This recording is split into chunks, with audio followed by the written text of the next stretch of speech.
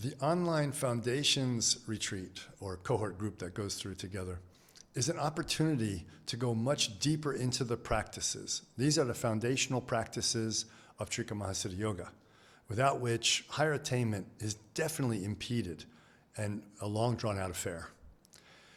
The foundation practice itself was designed to have 12 components that work together to completely reorient your body, speech, and mind in a practical way by performing these practices on a daily basis.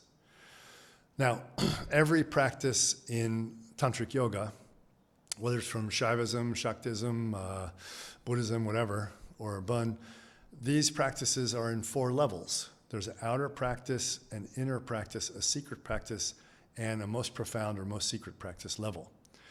When you receive the foundation practice from going on the website or getting on the Facebook group and you download it, you can use that practice and go straight through it without any instruction.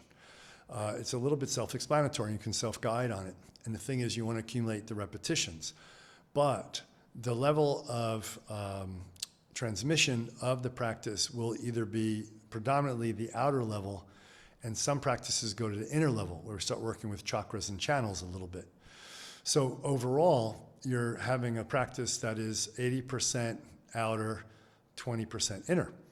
When you perform, when you join the cohort or the practice group that goes through doing the foundations together, I will take the whole group into deeper levels of each one of the 12 practices, so that it's not only the outer that you'll get, but you'll get the inner and the secret levels for the practices that have inner and secret levels.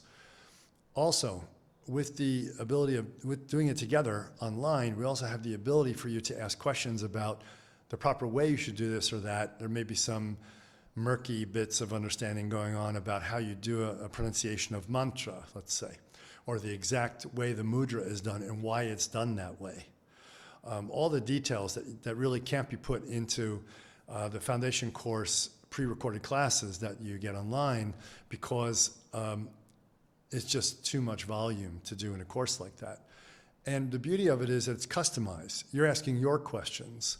You know, you go through it and there's this, this, and this on part 2 or 3 that you're not sure about, and you ask those specifically during the class and you get those specific answers. So I think that's a really great opportunity for people to go deeper into it. Many people are saying, you know, I did the preliminaries and it was so much on view, it was fantastic. I got to learn about the 12-stage view and all that. That's so great because there's no book out on it yet. But what about, I want to do a little more hardcore practice? Well, this is it.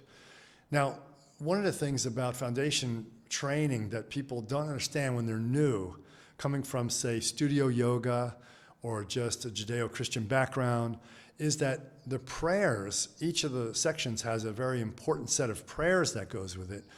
Prayers are not something that you really learn about in the yoga tradition. You say, how is this part of my Kundalini yoga? How is this part of my spiritual realization? But the chanting and prayers were an essential, extremely important, maybe pivotal experience of the beginner and intermediate level of practice in ancient India, Nepal, Tibet. There was no such thing as just doing practices without some prayers to the lineage masters, without invoking the Mahasiddhas, without invoking the enlightened deities, without invoking the light body and, you know, blah, blah, blah, blah, blah, and all the previous masters and so on. So it just didn't happen. Now, the prayers of the foundation practice are prayers that are practices themselves, meaning sometimes they are bringing on a bhava, or just a feeling, an attitudinal disposition of aspiration, of gratitude, of opening, you know, and that really brings on the experience of the Shaktapata, or the awakening of the divine energy within you that is your own self. And it's crucial. And by praying it every day, we start to develop a real change in our mind stream. That change was occurring in the preliminaries as well, right? We're learning to have our view of the world become the view, the Dharmic view. Have our mind and the way it thinks and processes come from the view instead of from suffering and sadness and negativity and harm and all those other things. In the same way, as we pray the prayers of the foundation practice, our mind changes again at a very deep level.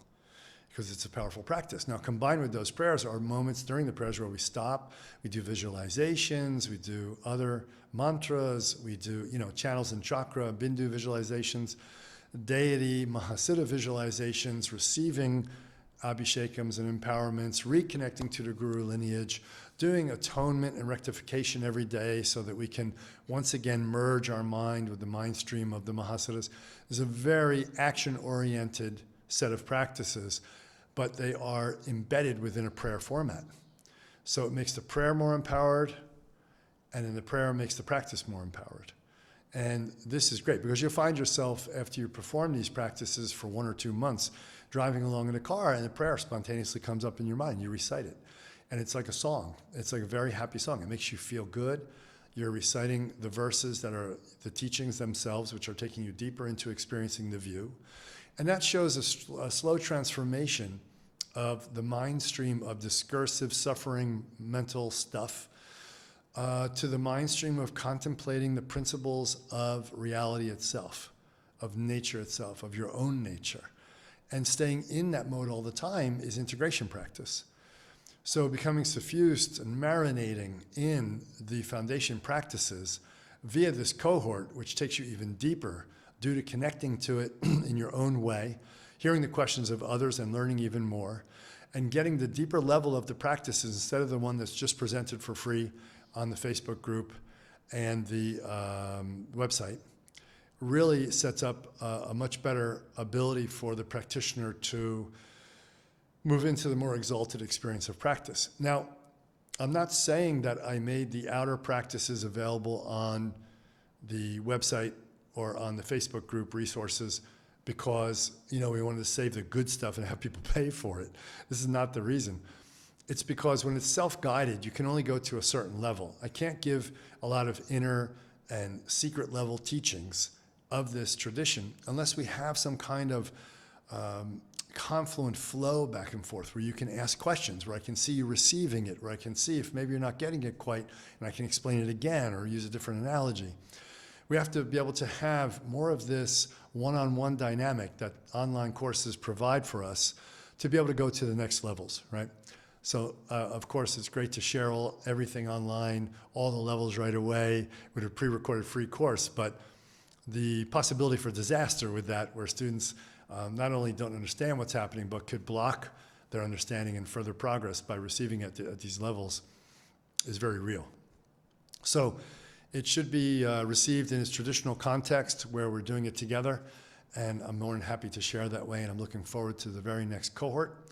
If it sounds like it's the right thing for you, you want that unshakable base for a much deeper, long path without coming up with obstacles later that should have been dealt with earlier, then I urge you to do the foundation practice prayers, make them part of your continuum of your mind stream, feel the blessing power of the masters, and gain the benefits from that experience as you enter into deeper tantric yoga practice and the realization of your essence nature.